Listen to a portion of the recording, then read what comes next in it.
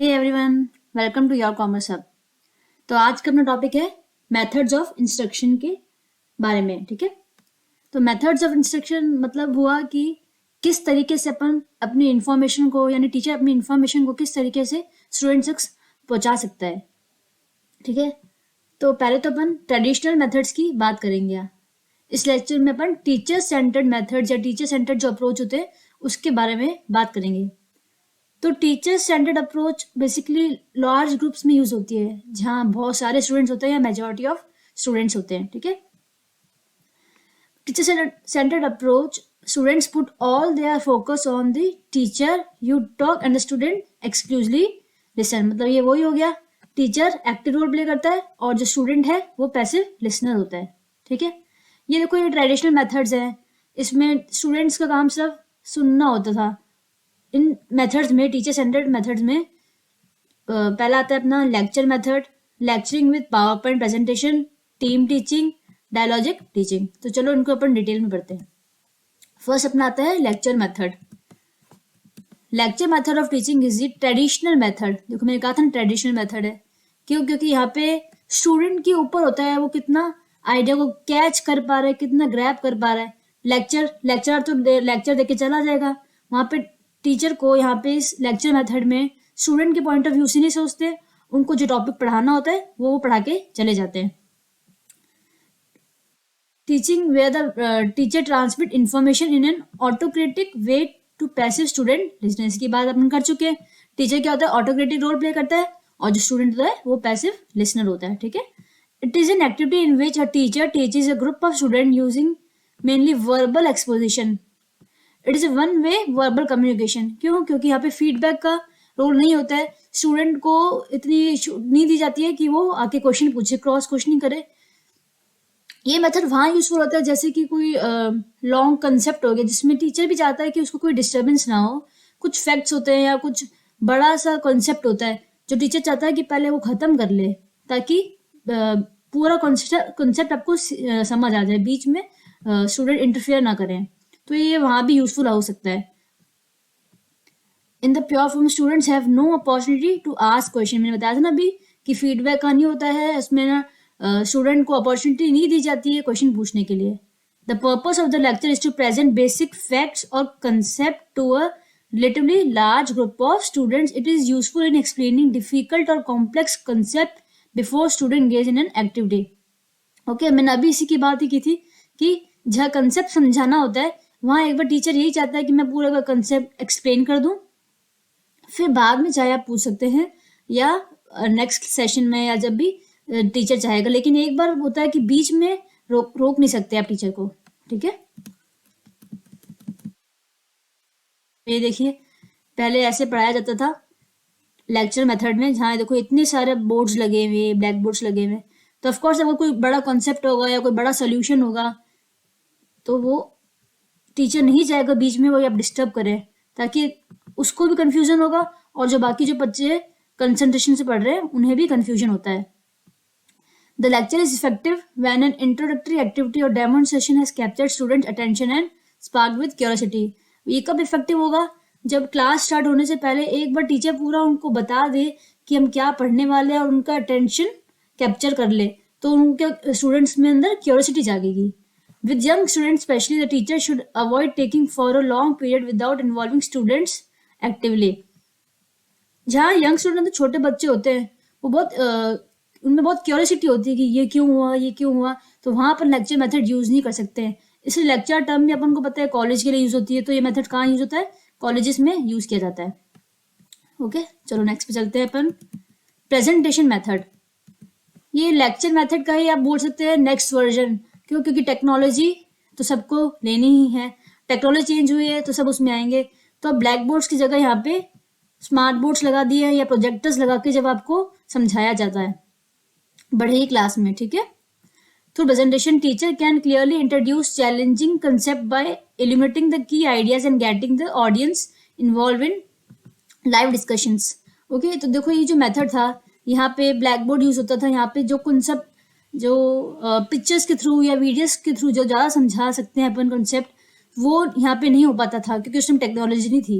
अब अपने पास टेक्नोलॉजी है तो स्मार्ट बोर्ड्स का, प्रोजेक्टर्स का यूज किया जाता है समझाने के लिए। से क्या होता है, स्टूडेंट्स भी अच्छे से ना समझ पाते हैं और उनमें कैपेसिटी इंटरेक्टिव होते हैं, ज़्यादा ही इंटरेक्टिव वीडियोस के जब थ्रू हम जब समझते हैं तो हमें कैपेसिटी, थिंकिंग कैपेसिटी और बिल्ड होती है और चीज़ें ज़्यादा टाइम तक रिमेंबर रहती हैं। Okay, the presentation delivers content through oral, audio and visual channels. तो यहाँ पे ऑडियो भी आ गया, विजुअल भी आ गया, allowing teacher learner interaction and improving the learning process. अब ठीक है, जब पिक्चर्स भी इंक्लूड होगी, ऑडियोज भी इंक्लूड हो गए, तो एक बच्चा ज़्यादा अच्छे से समझ सकता है चीज़ों को। ठीक है, नेक्स्ट आता है टीम टीचिंग। टीम टीचिंग यानी कि जब दो या दो से ज़्यादा टीचर्स आपको पढ़ाते हैं एक ही क्लास के अंदर।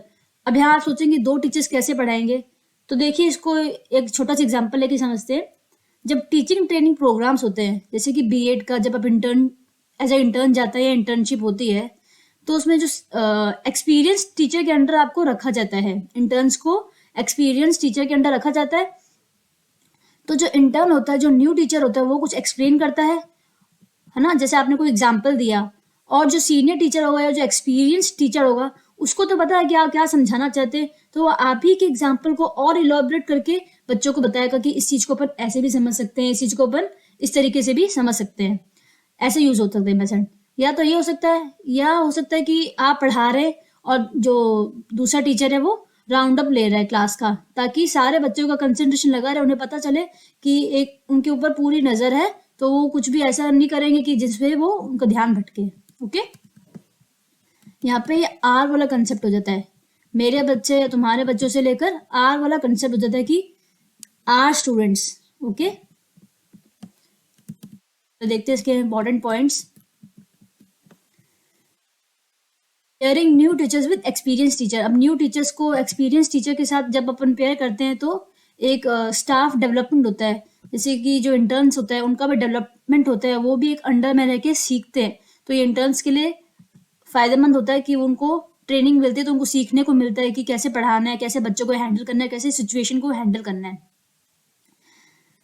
Greatest amount of share responsibility. Of course अब जब दो टीचर्स पढ़ाएंगे तो उनमें ना कोलैबोरेशन होना चाहिए, उनके खुद के अंदर रिस्पॉन्सिबिलिटी और खुद के अंदर दोनों में ट्रस्ट होना चाहिए कि हाँ भी सीनियर टीचर को ट्रस्ट होना चाहिए जूनियर पे कि वो उस चीज को हैंडल कर सकता है, और जूनियर को भी ट्रस्ट होना चाहिए सीनियर पे। और क्या कहते हैं कि जैसे जो सीनियर होता है उसके पास ज़्यादा नई टेक्नोलॉजीज नहीं होती है, लेकिन जूनियर जो भी नया आया उसको और ज़्यादा अच्छे से और वो आज के बच्चों को समझ सकता है, तो ये भी फायदा हो जाता है। Flexibility and innovation in the classroom होती है। इनोवेशन कैसे होगी, जब नए और पुराने मेथड्स दोनों मिक्स होंगे, न्यू मेथड्स पता चलेंगे, तो इनोवेशन तो होगा ही। Allows for creativity in lesson delivery. Okay, next चलते हैं अपन कोलैबोरेटिव स्ट्रेटेजीज। इसी की टीम टीचिंग की कुछ स्ट्रेटेजीज कैसे हो सकती है, ये वैसे मैंने आपको एक्सप्लेन कर दिया है एग्जाम्पल्स के थ्रू, लेकिन वापस देखते हैं। वन टीच वन असिस्ट, मतलब मैंने बताया था ना कि एक टीचर ना टीच करेगा और दूसरा ध्यान ऑब्जर्व करेगा। ठीक है, वन स्पीक वन एड, ये भी मैंने आपको बताया था कि एग्जाम्पल्स के थ्रू एक जना जब आप ना बोलेंगे तो दूसरा टीचर क्या करेगा, उसे एग्जाम्पल्स के थ्रू अच्छे से और समझाएगा। One teach one chart, one leads discussion on lecture and the other one writes notes on the board. मतलब जब आप एक जना लेक्चर दे रहा है तो दूसरा वाला क्या करेगा, उसे बोर्ड पे लिखता जाएगा। ठीक है, parallel teaching, teacher jointly plan instruction but each delivers it on a half of the class. Parallel मतलब जैसे ये दो लाइन्स होती है, पैरेलल होती है ना, तो वो प्लान तो पूरा जॉइंटली करते हैं लेकिन डिवाइड कर देते हैं हाफ ऑफ क्लास में। ओके, नेक्स्ट चलते हैं डायलॉजिक टीचिंग। मतलब डायलॉजिक टीचिंग का मतलब क्या हो, डायलॉग से आप समझ सकते हैं पावर टू टॉक। तो टीचिंग है, ठीक है, तो आप उसे अपनी चीज को किस तरीके से एक्सप्रेस करते हैं कि हर बच्चा आपकी बातों पे ध्यान दे, उसे हर बच्चे को टॉपिक समझ आ जाए। वो लाइन सुनेगी ना आपने कि जिसको पढ़ना है उसको तो कोई भी पढ़ा सकता है, असली टीचर वही है जिसको नहीं पढ़ना उसका भी इंटरेस्ट उसमें जगा दे। तो वही बात होगी, आप किस तरीके से अपने थॉट्स को, अपने लेक्चर को किस तरीके से आप डिलीवर करते हैं कि हर स्टूडेंट को उसकी बात समझ जाए। पावर टू टॉक यहाँ पे कंसेप्ट आ जाता है। ओके, जैसे क्या होता है पावर टू टॉक में, क्या होता है स्टूडेंट को इंटरेस्ट आता है, stimulate thinking, advance understanding, expand ideas, and build and evaluate arguments, empowering students for lifelong learning and democratic engagement. जब आप चीज़ों को अच्छे से एक्सप्लेन कर पाएंगे, स्टूडेंट्स को एक्टिविटीज़ में इंगेज कर पाएंगे, उनका इंटरेस्ट जगा पाएंगे, तो उनको लाइफ टाइम के लिए चीज़ें याद रहती हैं और उनका इंटरेस्ट भी बना रहता है. Okay, being collaborative and supportive it confer social and emotional benefits to. अब जब वो रिलेट कर पाएंगे, कोलैबोरेट कर पाएंगे, तो उससे स्टूडेंट सोशली, उनके सोशल स्किल्स भी इंक्रीज होती हैं. It also helps teachers by encouraging students to share their thinking. It enables teachers to diagnose needs, devise learning tasks, enhance understanding and assess progress, and guide the students through the challenging their encounter.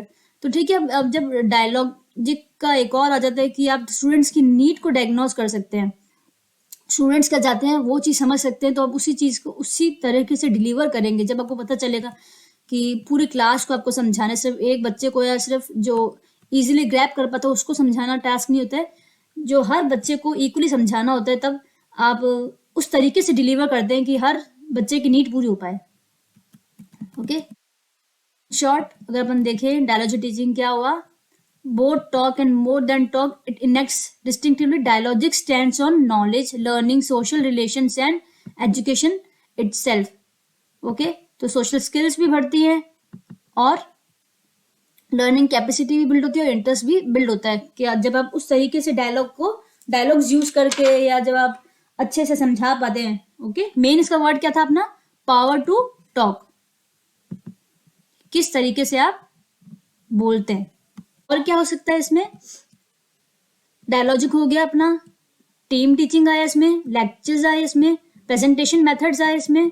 Presentation method में एक चीज और add करूंगी मैं, जैसे कि PPTs बना के जब आपको समझाया जाता है, वीडियोज या टीवी मूवी दिखा के, जैसे कि स्कूल टाइम पे अपनी नॉवेल्स लगती थी, है ना, तो उस नॉवल के ऊपर जो मूवी बनी हुई होती थी, तो टीचर ने पहले आपको कॉन्सेप्ट समझा दिया, फिर मूवी दिखा दी, तो उससे क्या होगा, आप चीज़ों को रिलेट कर पाएंगे. या पहले आपको मूवी दिखा दी, फिर आपको कंसेप्ट ऐसा देखा था, तो उससे क्या होता है, आपकी जो थिंकिंग एबिलिटी है, थिंकिंग कैपेसिटी है, वो बढ़ती है स्टूडेंट की, है ना.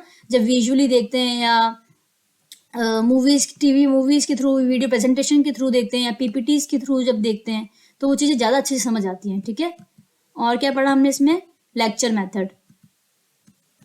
तो टीचर सेंटर्ड में ये आते हैं, और एक इसमें आप इंक्लूड और कर सकते हो direct teaching method, lecturing method, team teaching, dialogic teaching, ये सब टीचर सेंटर्ड मेथड के अंडर ही आते हैं. और इसमें क्या होता है कि स्टूडेंट जो होता है, स्टूडेंट के ऊपर होता है कि कितना वो ग्रैब कर पा रहा है, कितना वो, उनकी कैपेसिटी कितनी है. जैसे कि जो होशियार बच्चा को तो जल्दी ग्रैब कर लेगा, लेकिन जिसको थोड़ा टाइम लगता है समझने में, चीज़ों को थोड़ा समझने में टाइम लगता है, ठीक है, तो उसके लिए वो मेथड थोड़ा सा वो हो जाता है कि भाई उसको तो समझ नहीं आता है, क्योंकि लेक्चरर क्या होगा, लेक्चर देके चला जाएगा, कुछ बच्चे कैच कर लेंगे, कुछ नहीं कर पाएंगे, तो उसमें स्टूडेंट का इन्वॉल्वमेंट नहीं होता है.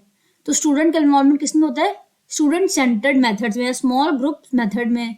ठीक है, तो वो भी अपन आगे पढ़ेंगे. ठीक है, तो इस लेक्चर के लिए अभी इतना ही आज के लिए. मिलते हैं नेक्स्ट सेशन में स्टूडेंट सेंटर्ड मेथड्स में. ओके, तब तक के लिए बाय बाय.